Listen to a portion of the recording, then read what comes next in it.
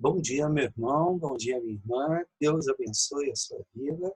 E nós estamos aqui reunidos para que nós possamos estudar a penúltima aula do nosso curso sobre uma visão panorâmica do Apocalipse. Hoje, antes de nós irmos para a última aula, que fala da eternidade, que fala da volta de Jesus e do estabelecimento do reino eterno de Deus, os novos céus e nova terra, nos quais habita a justiça, nós vamos parar um pouquinho e fazer um rápido resumo de tudo que a gente viu, agora de uma maneira global.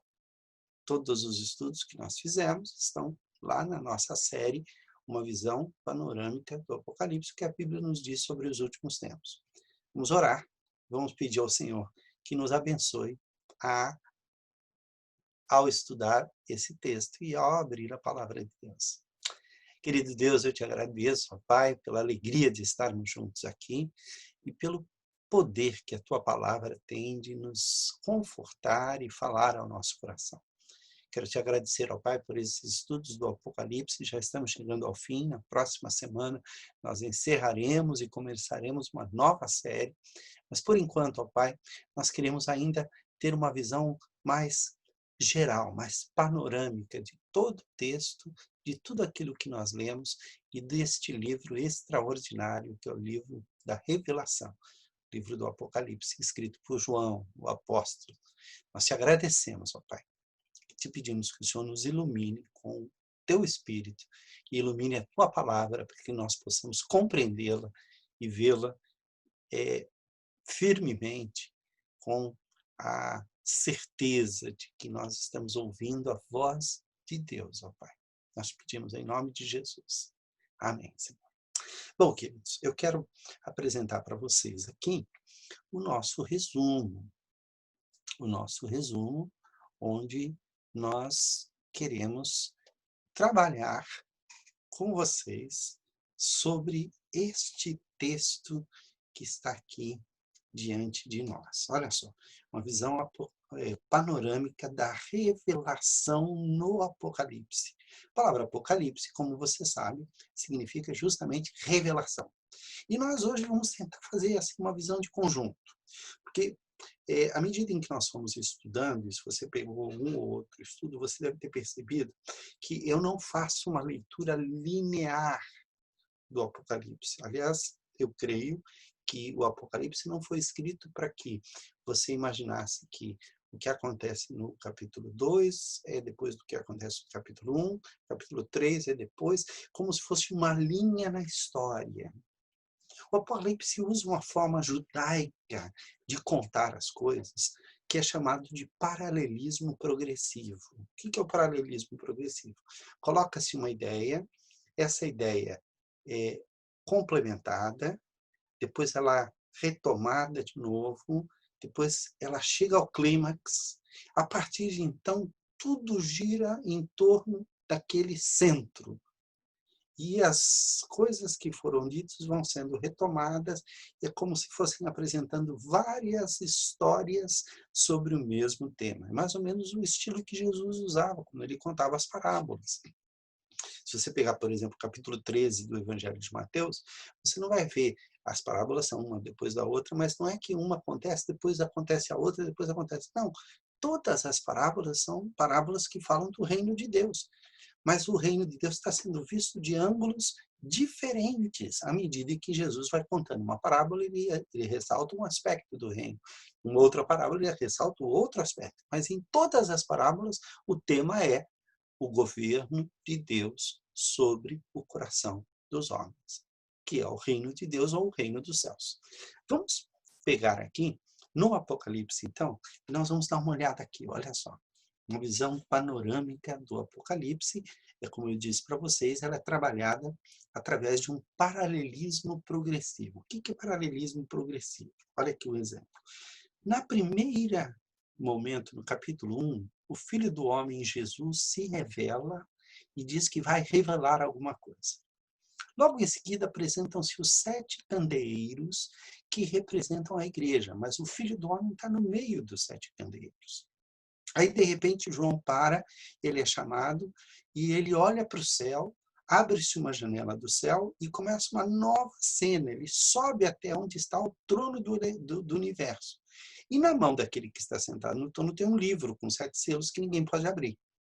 Mas aí aparece o Cordeiro. Note, o Filho do Homem apareceu aqui como um grande guerreiro, como aquele que vem lá do livro de Daniel.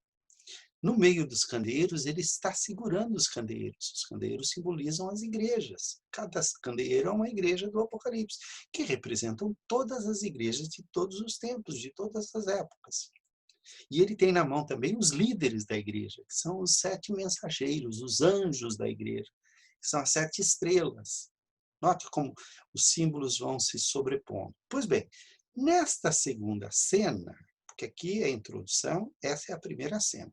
Na segunda cena, nós vamos ver de outro ângulo.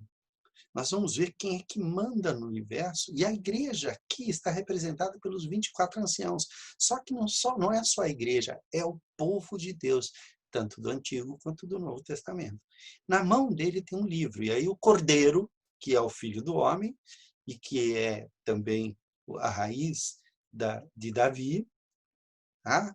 Que é o leão da tribo de Judá, é um cordeiro, que é um leão, que é a raiz, ele vai abrindo os selos. E à medida que ele vai abrindo os selos, vão se revelando realidades de sofrimento que existem sobre a terra e das quais a igreja participa.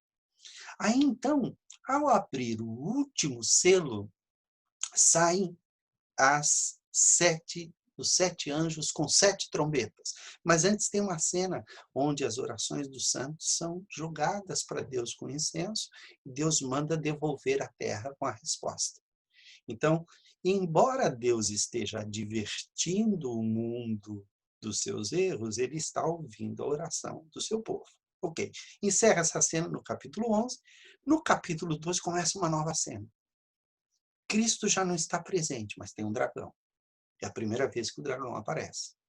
E esse dragão está de olho numa mulher que representa tanto o povo de Israel quanto o povo de Deus, a igreja de todos os tempos. Só que ela está grávida.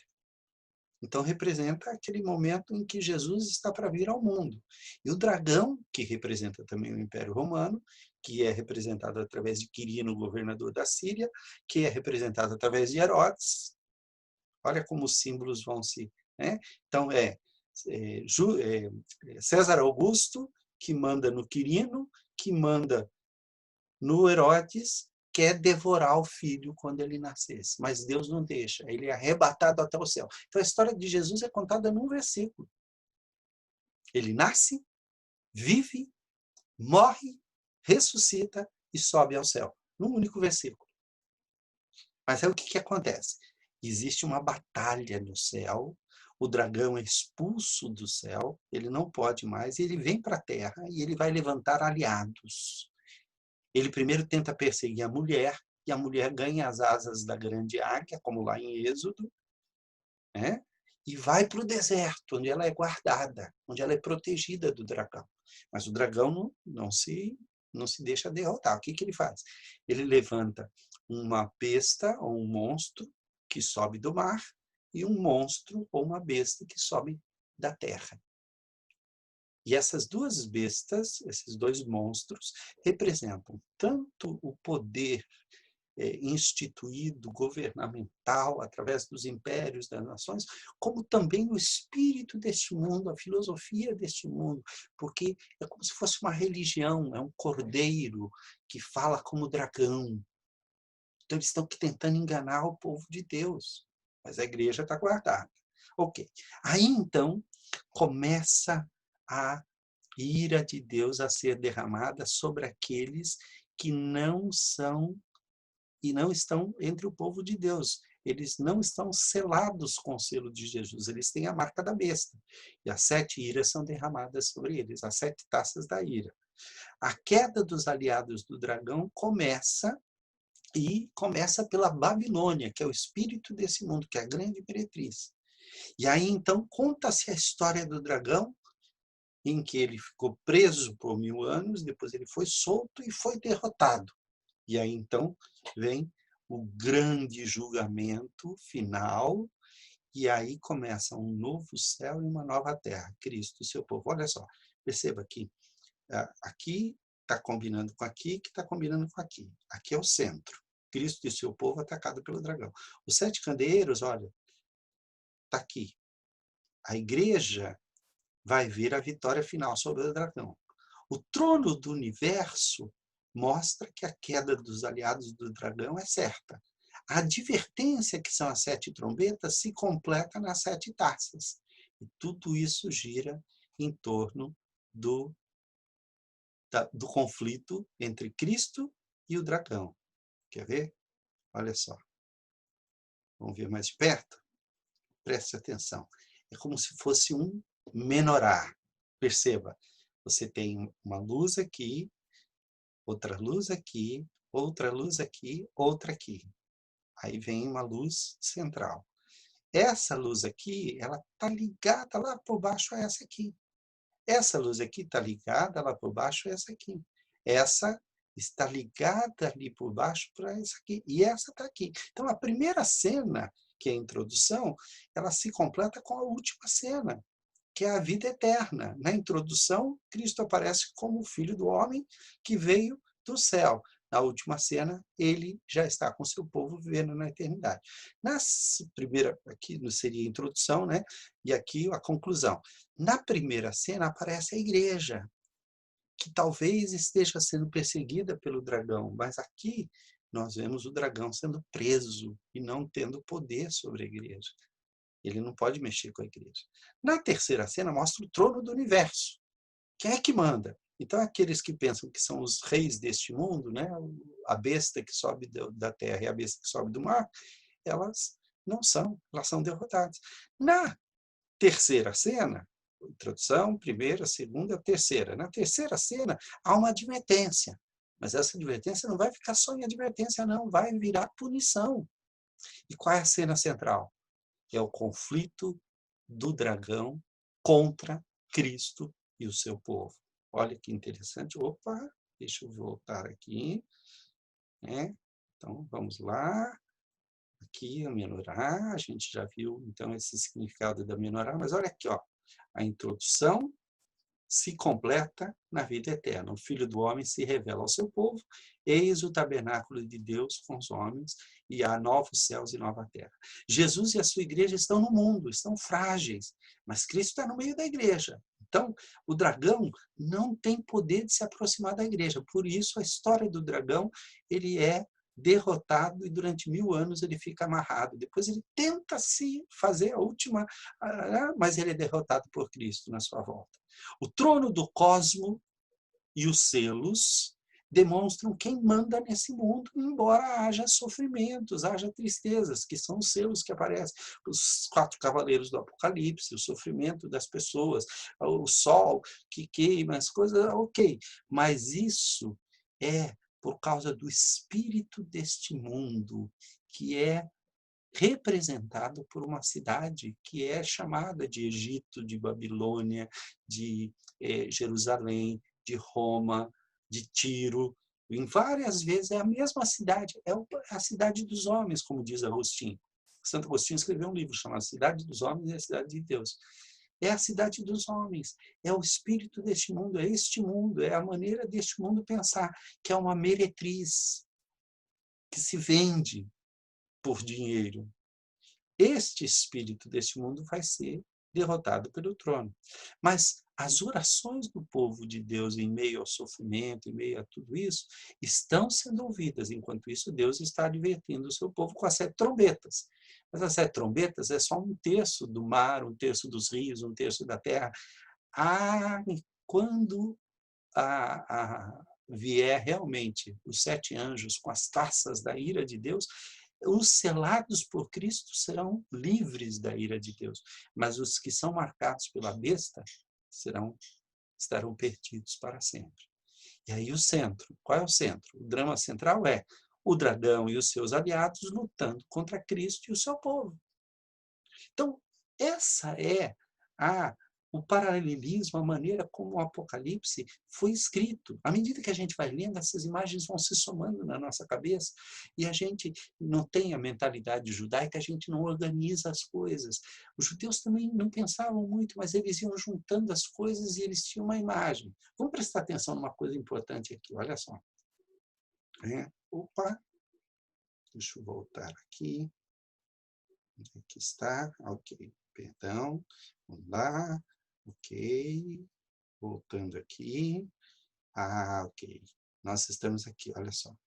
É um livro que é atual para todas as épocas, por isso que ele não é um livro linear, ele era atual no ano 100, quando ele foi escrito, ele continua atual no ano 1000, quando eles pensaram que o milênio estava terminando. É atual hoje e vai continuar atual sempre, antes de Jesus voltar. Sempre ele será atual para todo mundo. Não tem uma parte do livro que só quem vive no século XX é capaz de entender. Não, é a mesma história para todas as épocas. E por isso é um livro extraordinário. Porque Deus não iria escrever um livro só para ser revelado o dia que agora eu entendi o Apocalipse. 2000 anos se passaram e ninguém entendeu, só eu que entendi. Não. O Apocalipse sempre pôde ser compreendido por todas as pessoas de todas as épocas, porque ele fala de um conflito entre Deus e a serpente. João entendeu que o momento em que ele vivia se enquadra no conflito cósmico entre o mal e o bem. O Apocalipse mostra que mesmo que nós estejamos neste conflito, a vitória de Deus é certa. E o Apocalipse mostra também que quem está em Cristo será mais do que vencedor. Esse é o resumo do Apocalipse. E ele vai fazendo isso através de símbolos, de sinais. Todos os símbolos do Apocalipse já apareceram no Antigo Testamento. Por isso que ele está no fim da Bíblia, porque a gente, depois que lê a Bíblia toda, várias vezes, cada vez que você relê a Bíblia, depois que você entendeu esse esquema do Apocalipse, você vai lembrar de alguma coisa. Você fala, puxa vida, isso aqui está no Apocalipse também. Mas já estava lá no Ezequiel, já estava em Joel, já estava em Miqueias, já estava em Êxodo, já estava em Gênesis. O Apocalipse retoma toda a história da salvação. É uma leitura em que cenas vão se sobrepondo. Cristo, por exemplo, se apresenta ao seu povo lá no começo, no meio dos candeeiros. O centro do comando do universo também se apresenta, lá no capítulo 4, quando se abre uma janela no céu. O mistério do livro selado, né? Os mistérios, faltou um S ali, se desvendam por quem? Pelo Cordeiro de Deus, que deu a sua vida, que morreu e ressuscitou, e ele pode abrir o livro. Só entende a ação de Deus, mesmo que não compreenda o porquê das coisas, só entende a ação de Deus quem está vivendo com Deus. E o mundo é advertido, mas essa advertência não fica só na advertência, ela vai virar um conflito, e esse conflito é apresentado nos seus elementos básicos, que é o quê? A serpente, que cresceu tanto que virou um dragão, que está querendo destruir a ação de Deus no mundo e quer devorar o filho que iria pisar a cabeça da serpente. Está lá em Gênesis 3,15. A semente da mulher vai pisar a cabeça. Ele está querendo o tempo todo devorar esse filho. Então ele ataca o povo de Deus, porque ele sabe que é do meio do povo de Deus que vai vir esse filho. Quando esse filho vem, ele vai correr atrás da igreja, porque ele já não pode mais ficar no céu. Então, percebe como as cenas vão se acrescentando? E agora você vai ler de novo o Apocalipse e você vai vendo as coisas e falando, gente, olha mais um pedacinho da história, é como se a gente estivesse montando um quebra-cabeças. Olha aqui, começa então a vitória de Cristo. Essa vitória é apresentada de várias maneiras. A ira sobre os que rejeitam a Cristo, que são aqueles que são marcados pelas ações e pelos pensamentos do dragão. Quem age e pensa como dragão tem a marca da besta. Quem não age e não pensa como dragão é porque foi selado por Cristo. É simples. A marca da besta não é nenhum chip, nenhuma maluquice, nenhum risco na sua testa, não é nada disso. A marca da besta é o pensamento da besta.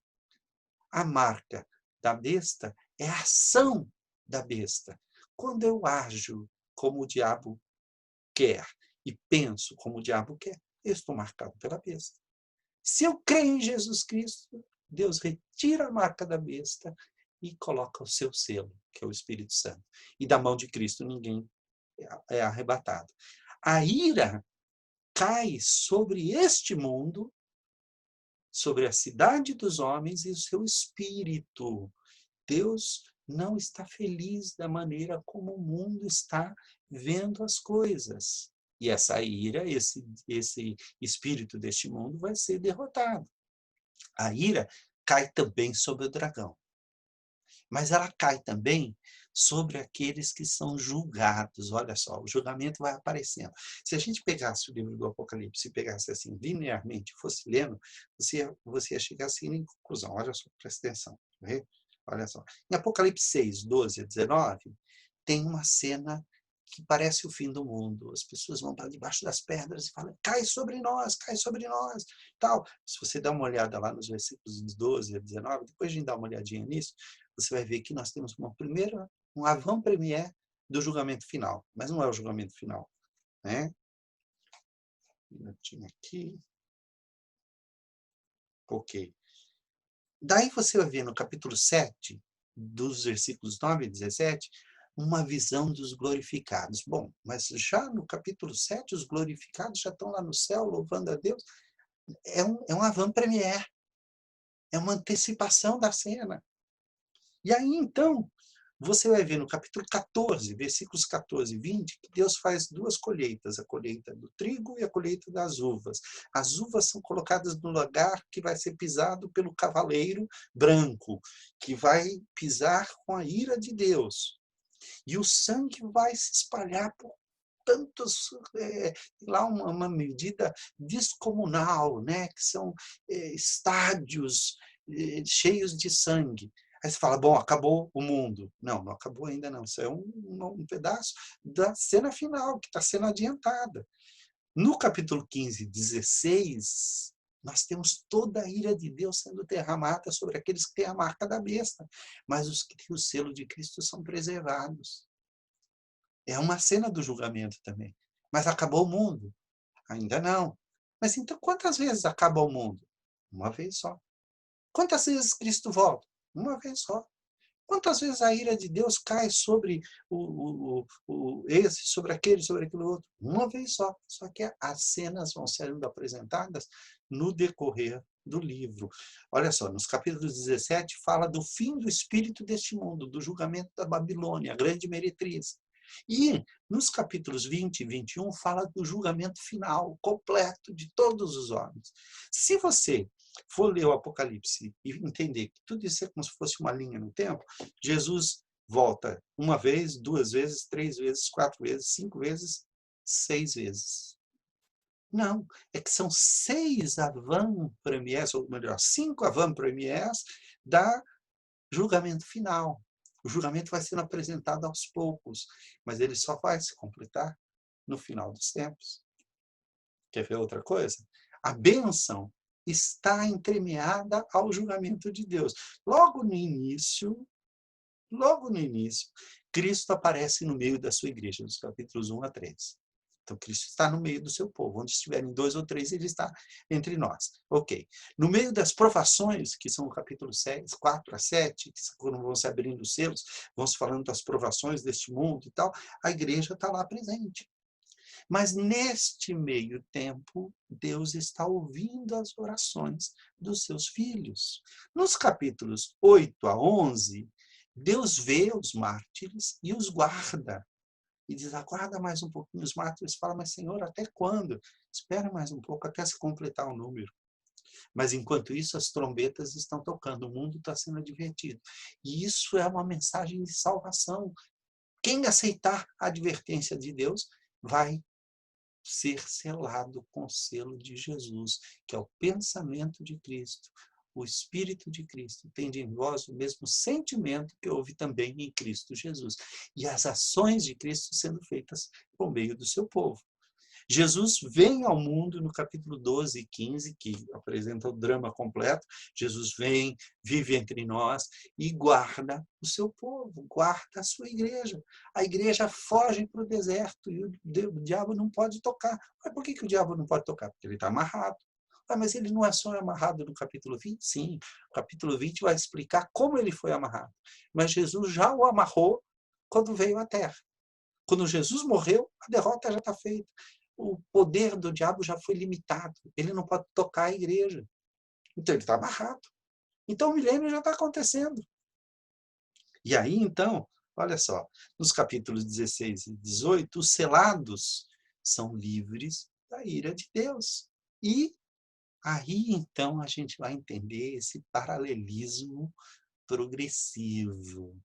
Notem, todas as coisas remetem ao centro. Qual é o centro? Satanás tentando devorar o filho nasce, vive, sobe ao céu, e enquanto isso Satanás é jogado para a terra, persegue a igreja, mas a igreja é guardada até o juízo final. Jesus veio ao mundo para salvar o seu povo, está lá no capítulo 12. Derrotar o dragão e seus aliados. Ele levanta aliados de todo tipo, aliados que são governos, que são povos, que são nações, línguas. É a besta que sobe da terra. Ele levanta aliados religiosos, ou ideológicos, ou ideologias, ou pensamentos, ou filosofias, que são as filosofias deste mundo. São os aliados do dragão, mas eles serão derrotados. Deus veio para separar, Jesus veio para separar os que têm o selo de Jesus dos que têm a marca da besta. Os que têm o selo de Jesus serão salvos. Os que têm a marca da besta serão condenados. Esta é, basicamente, uma visão panorâmica do Apocalipse até o capítulo 20, comecinho do capítulo 21. Mas aí tem o capítulo 21 inteiro e o capítulo 22, que é o quê? A eternidade. Note, são 7 cenas como se fosse uma semana. Acabou a semana, vai começar a nova semana, volta ao princípio, tudo se faz novo. Então haverá novos céus e uma nova terra, nos quais habita a justiça. Capítulos 21 e 22, que nós não estudamos ainda. Vamos estudar na semana que vem, que é o nosso próximo estudo. Aproveita esse tempinho a mais que você ganhou hoje. Semana passada eu demorei um pouquinho mais. Aproveita esse tempinho, relê mais um pouquinho. Começa a reler o Apocalipse, já se preparando, capítulo 21 e 22, para a semana que vem a gente poder se encontrar e estudar o final do Apocalipse, que é o final de todas as coisas e é o fim dos tempos para este mundo, e vai começar um novo mundo, a nova terra, os novos céus. Como diz lá no princípio, criou Deus os céus e a terra. Lá, não, eu não vou adiantar. Não vou adiantar. Não vou cair nessa tentação. Até semana que vem, ou melhor, até daqui a pouco, no nosso encontro com a família Luz do Mundo, e depois no culto às 11 horas, onde nós estaremos louvando a Deus e abençoando em nome de Jesus. Bom dia.